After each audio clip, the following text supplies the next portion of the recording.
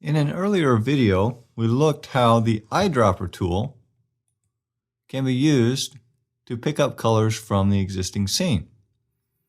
But the eyedropper tool can also be used to pick up and reapply specific color and stroke attributes. You can see the different attributes applied to an object using the Appearance panel. The ability to pick up attributes works not only for shapes and objects, but it can also work for text as well.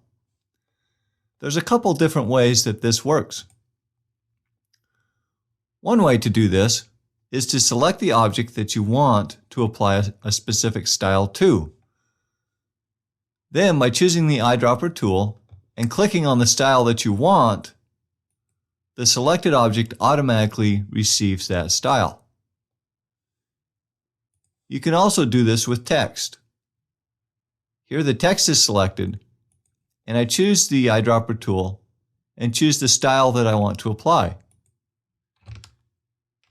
If I undo both of these, I can show you the other way to use the eyedropper tool. If you don't have an object selected, you can use the eyedropper tool to click on a style that you want to pick up.